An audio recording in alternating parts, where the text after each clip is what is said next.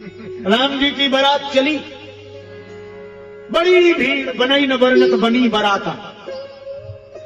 पहला गांव आया रास्ते में, तो बारात को देखकर लोगों की बड़ी भीड़ हुई। अरे भैया इतनी भव्य बारात, इतनी आलीशान बारात। तो दर्शक उत्सुकता बस पूछते ही, भैया बारात कहां से आ रही है? तो बाराती कोई कम अकड़ वाले होते, फिर राम जी के बाराती। बड़े चक्रवर्ती सम्राट अयोध्या नरेश महाराज दशरथ के ज्येष्ठ राजकुमार का विवाह है, बारात अयोध्या से। दर्शक बोले वही हम कहते इतना ठाट बाट। कहां जा रही है?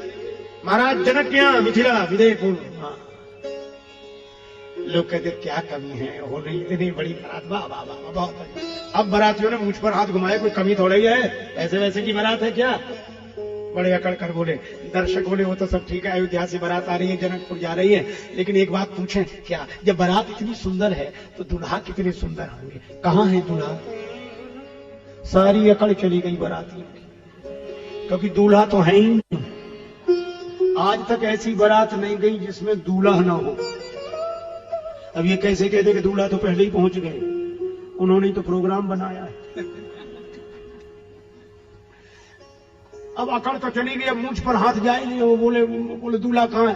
तो वो कहे वो दूसरे से कहे तुम बताओ ना कहाँ है। दूसरा कहे तो तुम ही बता दो। तो तुम्हें पता नहीं है? बोले जो तुम्हें पता दो, हमें पता है। अब लोग पूछे दूल्हा भी कोई ऐसी चीज है जिसे ऐसे खोजना पड़ेगा जैसे सुई खो गई हो? अब बहाना सोच लिया इतनी देर में, कहने लगे देखो भाई ये है बारात है बहुत बड़ी। तब दूल्हा ऐसा है, भीड़ ज्यादा है ना, वो पीछे आ रहे हैं, पीछे आ रहे हैं।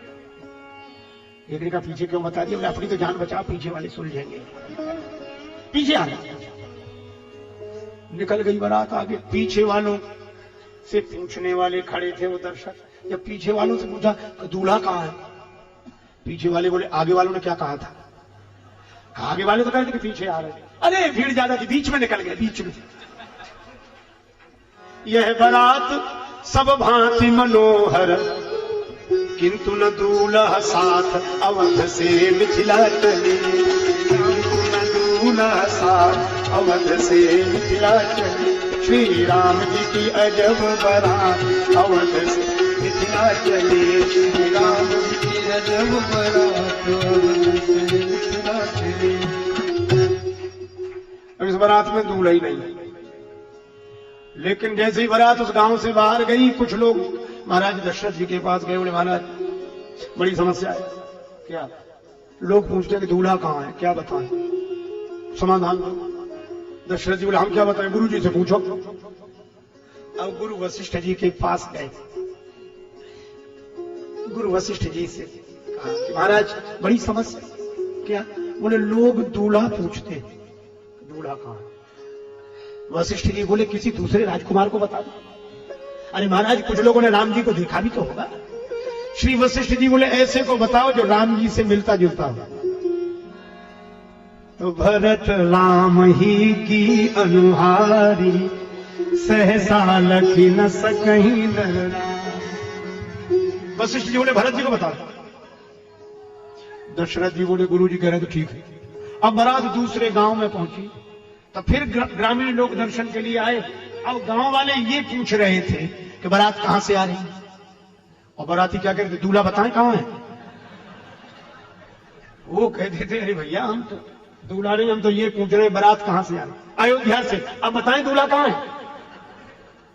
उन्होंने कहा नहीं हम ये पूछ रहे हैं बारात जा कहां रही है। अरे बता दिया अयोध्या से आई, जनकपुर जा रही। अब बता रहे वो रहे दूल्हा भरत जी की तरफ, ये रहे। लोगों ने कहा क्या कहना, बारात जितनी सुंदर, दूल्हा भी उतनी सुंदर, वाह वाह।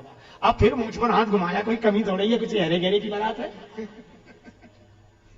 लेकिन लोगों ने कहा एक बात पूछ। अब क्या पूछोगे? यही कि बारात अयोध्या से आ रही है, मिथिला जा रही है, बड़ा अच्छा, दूल्हा भी बड़े सुंदर। और विवाह, देखिए विवाह कौन सी तिथि को होना तय हुआ है? तिथि, ये दूसरी विचित्रता थी। तिथि तय नहीं हुई थी और बारात चल दी। विवाह किस तिथि को होना तय हुआ? बोले तिथि वो हमें तो पता नहीं, तुम बताओ। तुम बाराती हो, तुम्हें तारीख पता नहीं कि उस तारीख को विवाह होना है? उसी हिसाब से तो चले होगे। अब बोले तिथि, तब अंत में बोले ऐसा है कि तिथि तय नहीं हुई अभी। बोले अजीब बारात, विवाह की तिथि तय नहीं हुई और बारात चल दी। प्रथम बारात लगन ते आई, ताते पुर प्रमोद अधिकाई। तिथि तय नहीं है। बोले हमने सोचा कि वहीं करेंगे जाकर तिथि वहीं। हम लोग हंसने लगे, तिथि तय नहीं थी तो आपस में ही लड़ने लगे। पहले ही कहता नहीं आते बारात में, अच्छा था वहीं तिथि तय करा लेते। तब इतने बाराती किंतु किसी को नहीं विवाह तिथि ज्ञात, अवध से मिथिला चले। तो भैया ये अवधवासी तिथि तय हुई नहीं, पहले ही बारात लेकर क्यों जनकपुर पहुंच गए? मिथिला वाले बोले हम बताते हैं क्यों पहुंच गए, क्यों पहुंचे। अयोध्या वासियों ने सोचा कि चलो पहले ही से चलो, जितने दिन पहले से चलो तो अच्छा। कहा क्यों? कहा मिथिला में बहु व्यंजन मिलेंगे, खाने पीने को बढ़िया तरह तरह के व्यंजन मिलेंगे। और बोले अयोध्या में यहाँ मिथिला में बहु व्यंजन मिलेंगे, और अयोध्या में यहाँ मरी गए सत्तू खात अवध से मिथिला।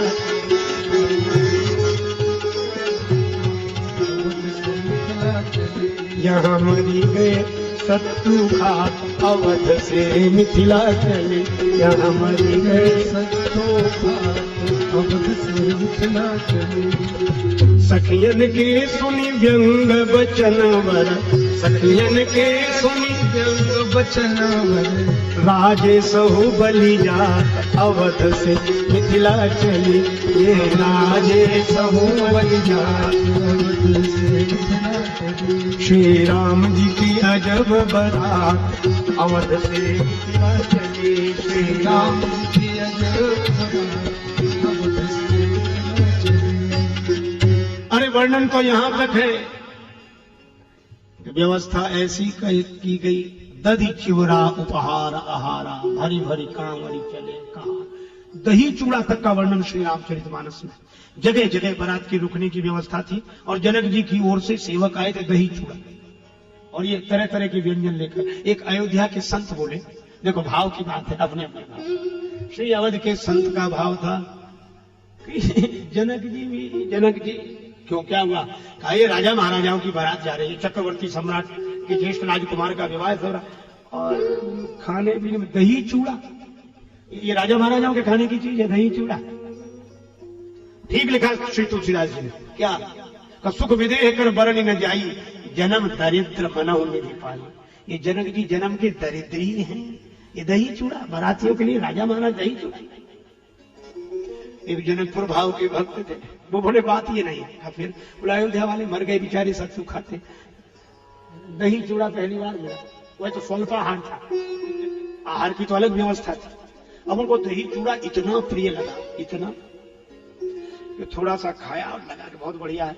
तो दोबारा लेने की इच्छा होते हुए कहने में संकोच लगे, तो बोले क्या? वाह बड़ा स्वादिष्ट है, बहुत अच्छा है। एक बोला हमने तो पहली बार खाया। तो सेवक बोले और लीजिए, और नहीं, इसलिए नहीं कह रहे, नहीं इच्छा, हमारी इच्छा। अरे अब आपका दिल कैसे तो ला, दूसरी बार मांग लिया, तीसरी बार, भोजन तो रखा ही रहा। दही चूड़ा जब सवेरे से खाना शुरू किया, दोपहर हो गई, जनक जी के पास समाचार दिया गया कि बाराती उनका भोजन हो गया। चले वहां से, बोले भोजन अभी तो सवेरे से दही चूड़ा ही खा रहे हैं। तो जनक जी इतने खुश हुए, सुख विदेह कर बरनी न जाई, कि बाराती दही चूड़ा ऐसे खा रहे हैं अयोध्या वासी की जन्म दरिद्र मनहु निधि पाई। अब यह परस्पर विनोद का भाव है। श्री जानकी जी का पक्ष लेकर भक्त अपनी बात कहते हैं, राम जी के पक्ष से अपनी बात कहते हैं। ये घराती और बारातियों का परस्पर विनोद, यही आनंद, यही रस। अब बारात आ गई जनकपुर, जानी सी बारातपुर आई, कछु निज महिमा